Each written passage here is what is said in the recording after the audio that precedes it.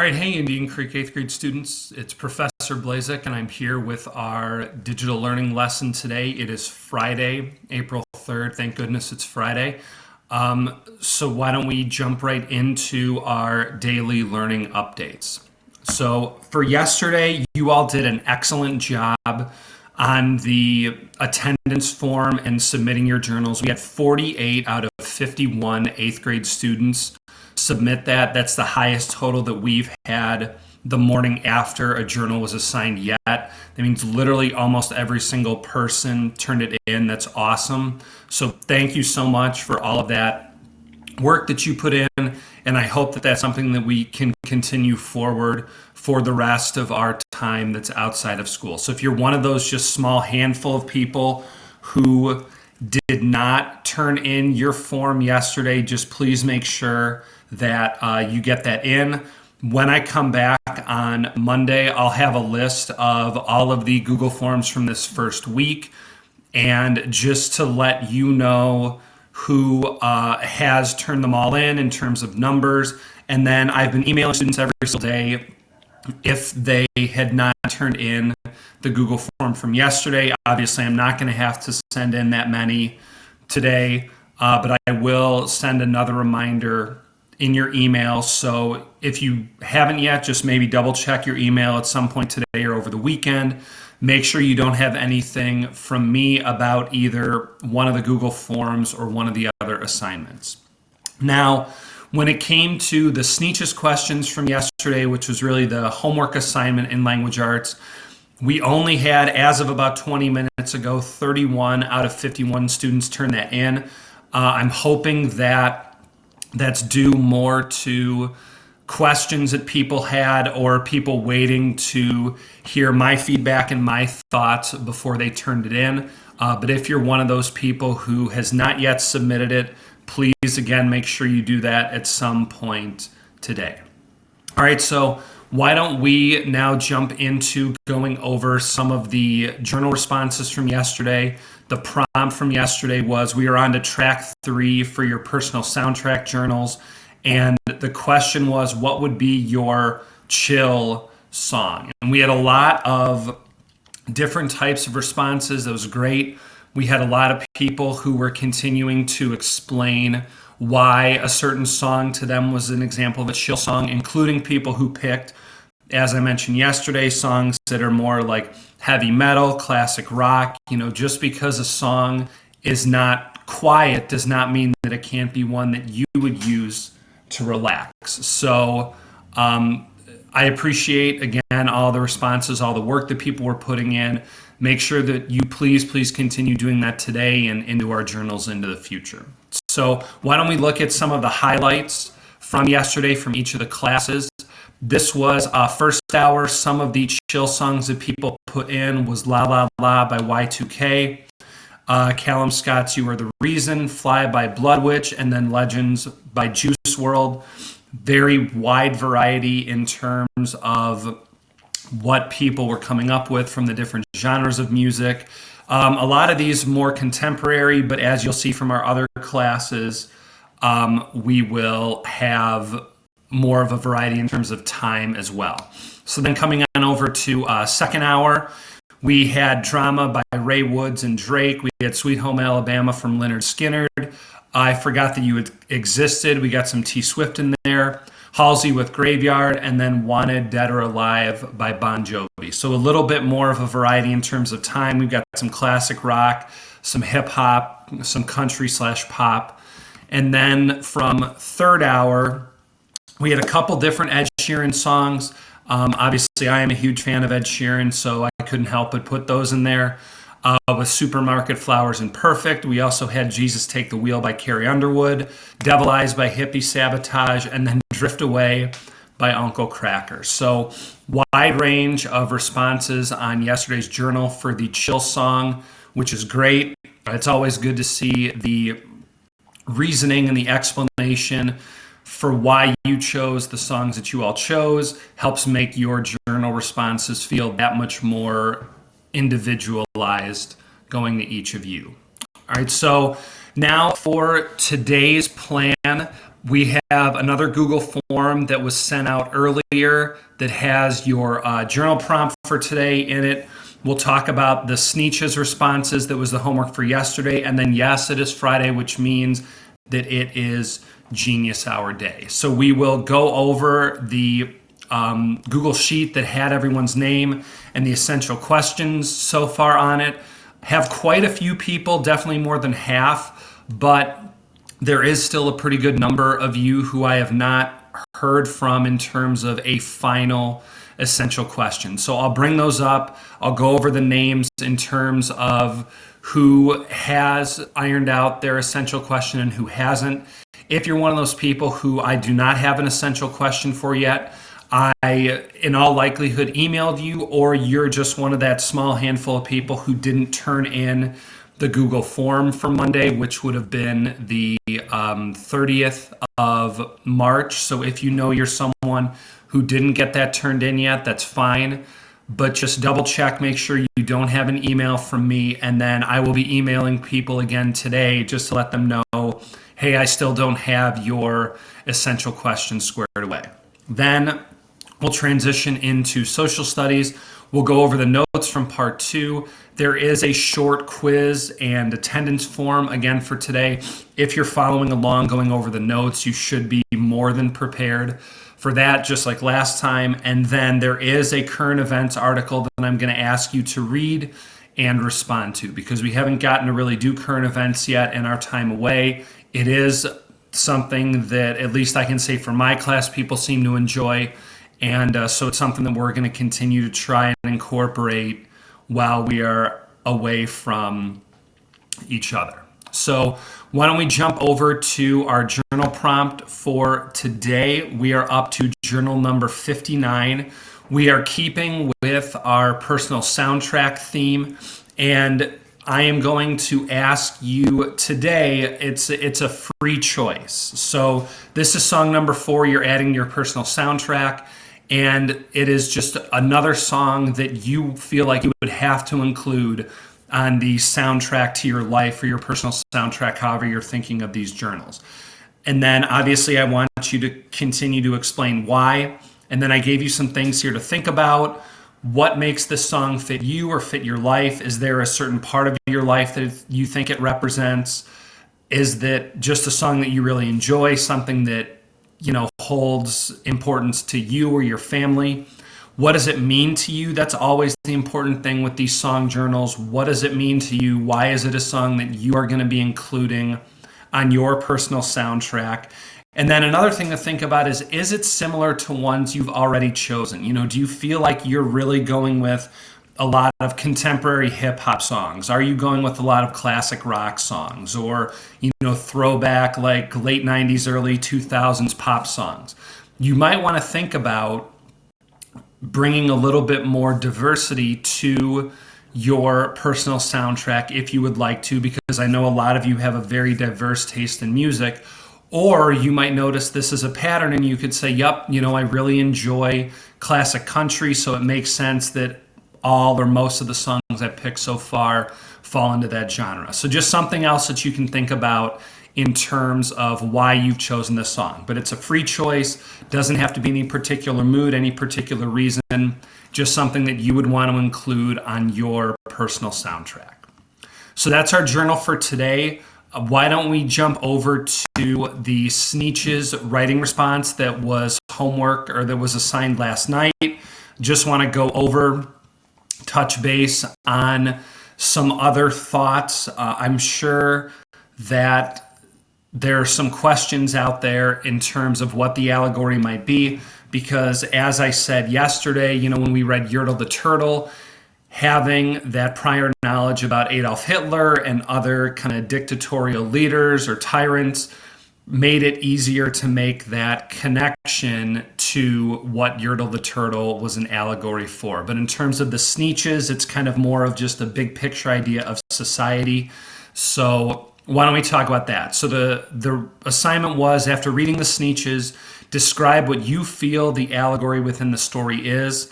And then some things you can consider were, what do you think the different SNCC's represent? Why do you feel this way? And what is the overall message behind the story? I would suggest thinking about some of the things we've been talking about in social studies in terms of the civil rights movement. You have two very different kind of classes of sneetches. You have the ones with stars on their bellies and the ones without. You could say, at the end of the day, they're all sneetches, and it's just a cosmetic difference. Cosmetic meaning on the surface, on the inside, they're all really the same. But because there's one group of sneetches who looks a little bit different than the other group, they are seen as being superior. They kind of look down on the sneetches who don't have stars on their bellies. And then obviously there's part of the story that's talking about the ones who don't, wishing that they could get stars on their bellies, what they do to try and accomplish that. And so just that commentary on relationships between different cultures, different races within our society, that's really a connection that you could make that speaks to the world overall, that you have two clearly different groups.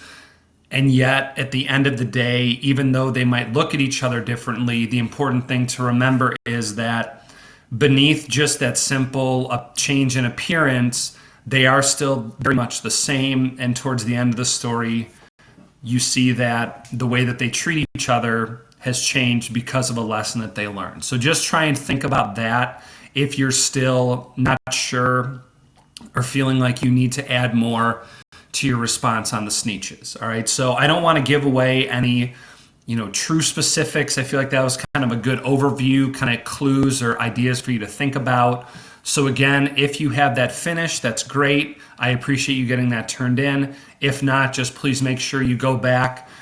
Be mindful that it says a thoughtful, well-developed paragraph that uses lines from the story. So pick out individual lines that you can relate to whatever you're taking away from the story, and that you're writing a full paragraph. We're not talking, 2 to 3 sentences that's just basic, not deeper and higher quality thinking. We want that using the story for support.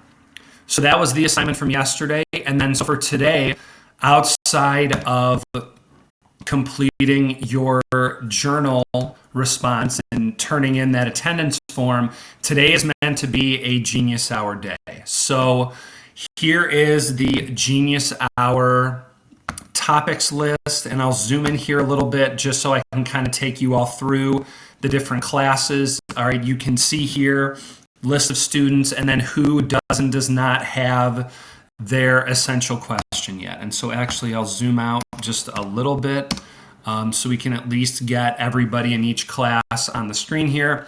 So you can see first hour, for the most part, people have their Genius Hour essential questions created, whether those are ones that you turned in originally to me or ones that I have made out of what you said you wanted your topic to be. So you can see that if you're one of those people, and obviously if you need to pause and look over and see, what your essential question is, or if there's anything next to your name or not. But if you're one of those people who I do not have an essential question for yet, like I said, I'm going to email you today, and just please make sure that you get that into me as soon as possible so that I can sign off as it's a good question for Genius Hour or not.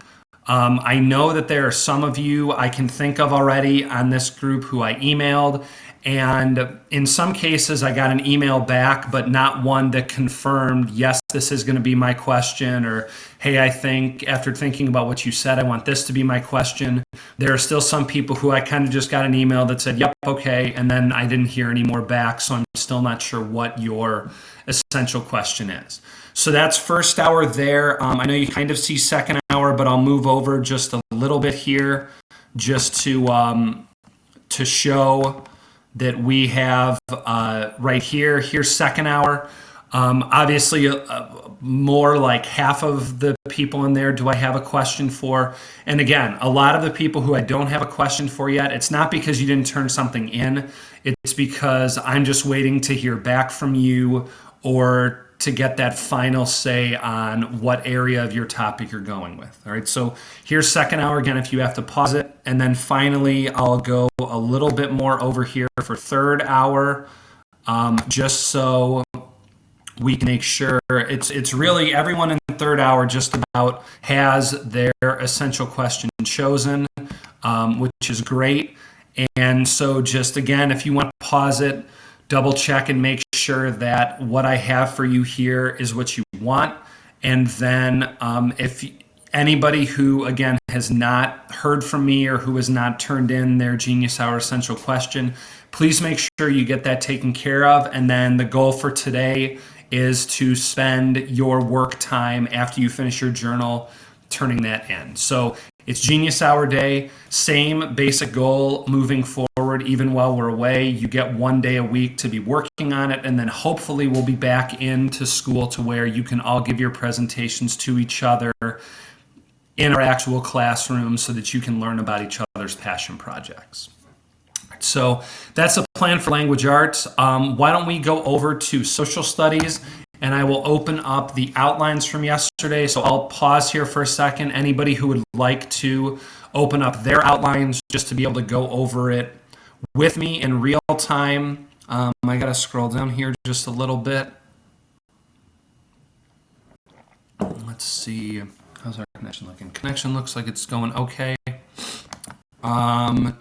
Man, this is going a little slow. I did have a warning earlier that my bit rate was a little bit slower, so I apologize again if there were any issues with that in terms of the video or the audio quality while we were recording this. So here we go. We're on part 2 for the civil rights era that you had yesterday for social studies. And the guiding question was, what impact did early civil rights protests have on America? So this part was, again, in 2 sections. The first section was looking at the Montgomery bus boycott. And we talked about Rosa Parks. She's one of the more famous figures in the civil rights era. And the question was, what caused her arrest in Montgomery? And so we said that if you don't remember the story, or if you hadn't heard her story before, which I'm sure a lot of you have, that she was sitting in the front of the quote-unquote colored section of a bus. It's segregated to where whites would sit in the front and then colored people would sit in the back. And after the white section filled up, the bus driver had told her and some other people to move back when there were more white passengers getting on. Rosa Parks refused, and so she was taken off the bus. She was arrested and fined $10. Now, it's important to note that she was not the only person during this time who was arrested for refusing to give up a seat or to sit in a certain area of the bus.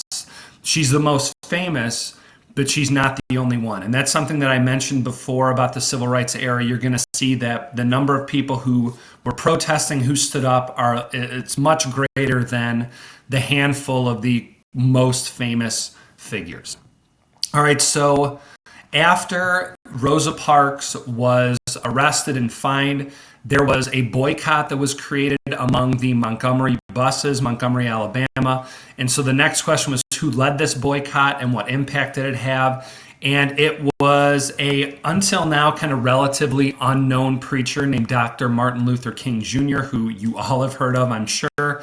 He was the one who led the boycott.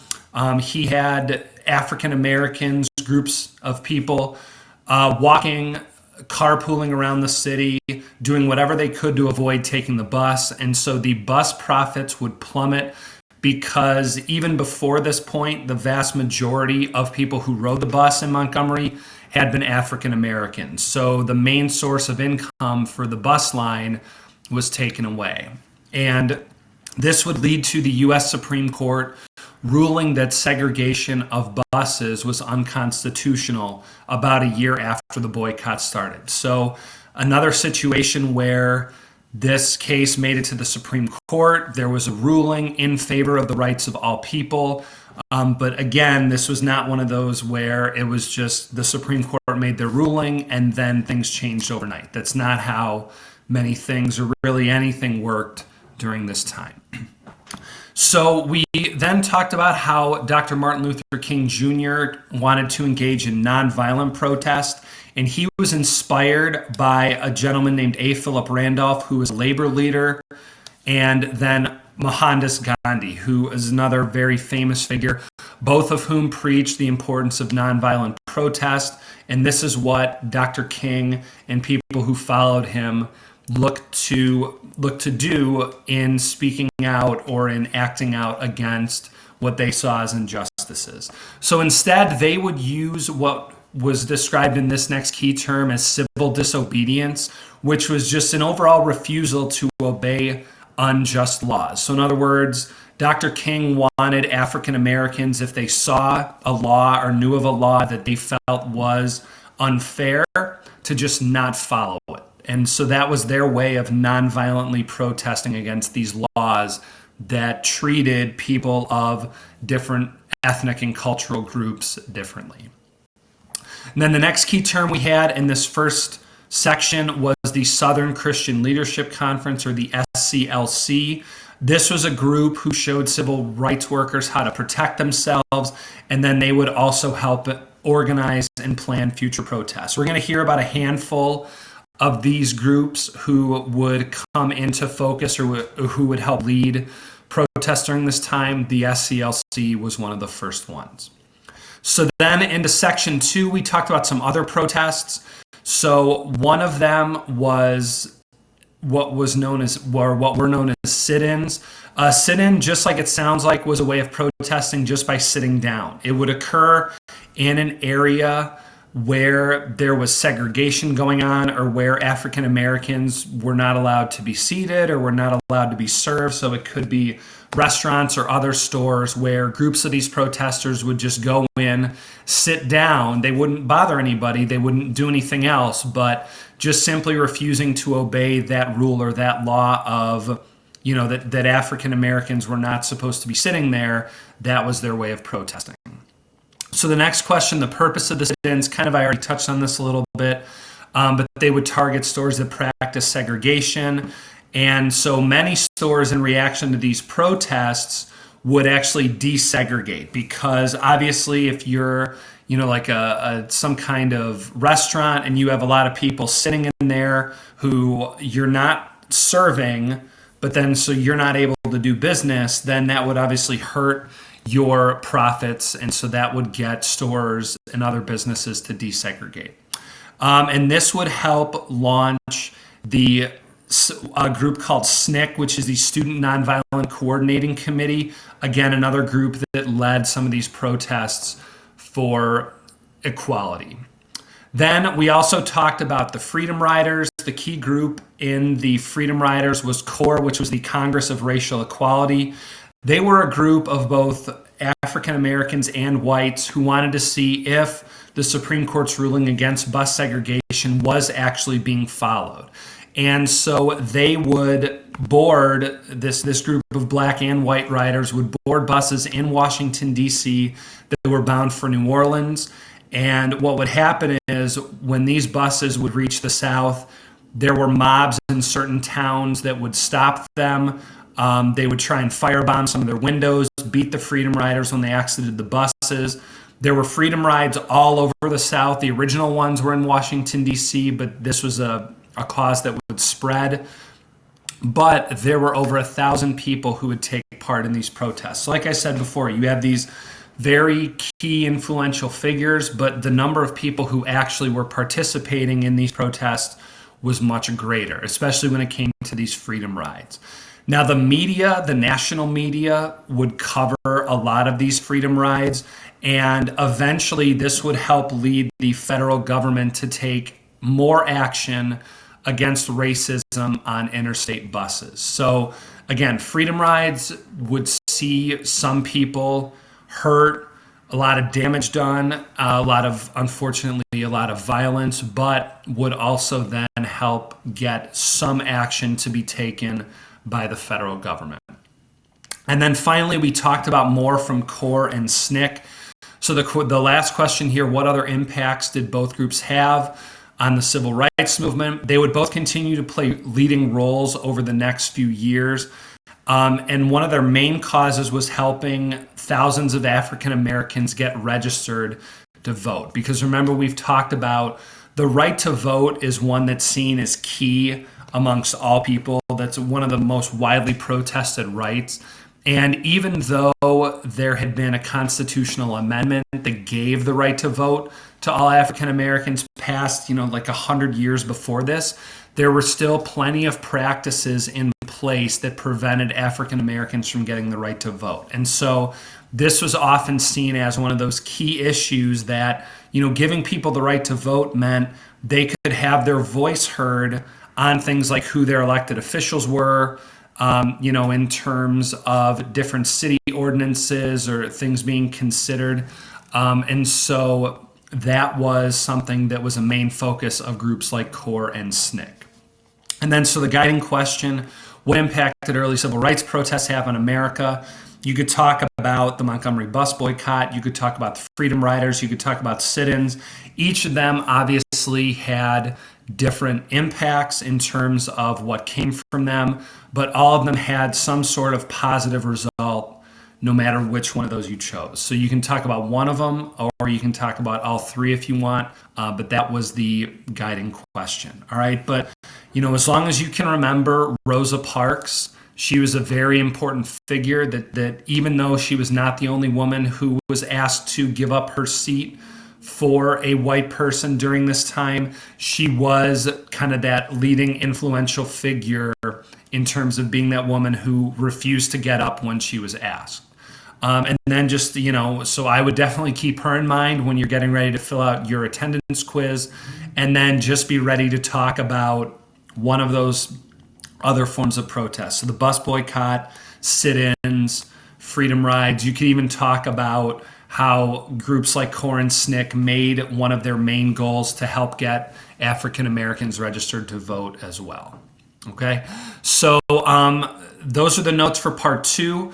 Obviously, we'll be continuing forward in the next week, but outside of the short 2-question quiz for the attendance today, the other thing that I'm asking you to do is this assignment, which is current events. And so in looking for a current event to talk about, most of you, any of you who are following news, know that pretty much one of the only things, or the only thing in some cases getting reported on, is the coronavirus. And so I didn't want to just talk about that, but I thought it would be important to make sure that you understand the stimulus package that was passed last week by the government, and just realize some of the different components that are part of it. So some of you might have heard your parents or older siblings or other people talk about this stimulus package. And this is an article from the New York Times just about some of the key components. So it's not a super long article. You can see it's broken down into some of the things that are included in the stimulus package. And then there are 2 questions at the bottom for you to answer. So the first one, your overall response. Basically, do you think it's doing enough? Do you think that people are going to be getting enough money, or businesses are going to be getting enough money? Or do you think that there should be more done to help people in need during this time? So whatever your reactions are, whatever your thoughts are, again, just make sure you're giving full description, full explanation.